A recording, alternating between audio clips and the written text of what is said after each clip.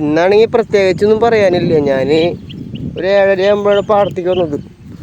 അത്യാവശ്യം മഞ്ഞൊക്കെ പോയിട്ടുണ്ട്. ഞാൻ എൻ്റെ വരമ്പത്തൂടെ എൻ്റെ വീട്ടിലേക്ക് തിരിച്ചു പോകുമ്പോഴാണ് ഞാൻ വീഡിയോ എടുക്കണം. അപ്പോൾ കണ്ടൊരു കാര്യം എന്താണെന്ന് വെച്ച് കഴിഞ്ഞാൽ, നമ്മുടെ കൂടെ നട്ടിട്ടുള്ള കണ്ടക്കാരൊക്കെ അവരിവിടെ വരലുമില്ല, അവർ ട്രീറ്റ്മെൻറ്റ് കറക്റ്റായിട്ട് ചെയ്യണമില്ല. വളരെ മോശം അവസ്ഥയിലാണ് നിൽക്കുന്നത്. രണ്ട് ഭാഗത്തുള്ള നെൽച്ചെടികളൊക്കെ മോശം അവസ്ഥയിലാണ്. നമ്മുടെ നെൽച്ചെടി പ്രശ്നങ്ങളൊന്നുമില്ല.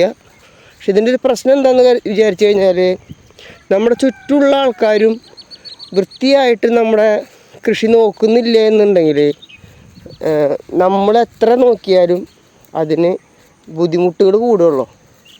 എന്താ കാര്യം എന്ന് വെച്ച് കഴിഞ്ഞാൽ, നമ്മളിടുന്ന വളങ്ങളായാലും കീടനാശിനികളായാലും ആ സമയത്ത് ഇവർ അപ്പുറത്തിപ്പുറത്തൊക്കെ പോയിരിക്കും.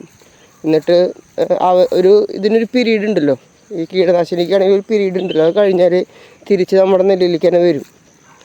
അപ്പോൾ നമ്മുടെ കൂടെ പണിയുന്ന ആൾക്കാരും അതേ ഒരു കാറ്റഗറിയിൽ പെടുന്നവരാണ് നമുക്ക് വിചാരിച്ച രീതിയിലുള്ള വിളവുകളും നെൽച്ചെടിക്ക് ഉഷാറുണ്ടാവുള്ളൂ. അപ്പോൾ കൃഷിപ്പണി സെക്കൻഡറി ആയിട്ട് കാണുന്ന ആൾക്കാരാണ് ഇങ്ങനെ അത് കുഴപ്പമില്ല എന്നുള്ള രീതിയിൽ മുന്നോട്ട് പോകുന്നത്. നമ്മളത് പ്രയോറിറ്റി കൊടുക്കുന്നത് കൊണ്ടാണ് കൂടുതൽ മികച്ച രീതിയിലാക്കാൻ നോക്കുന്നത്. നമുക്ക് 5 പറയാനുള്ളത് 50 സെൻറ്റ് സ്ഥലത്താണ് നമ്മൾ കൃഷി പണിയണം.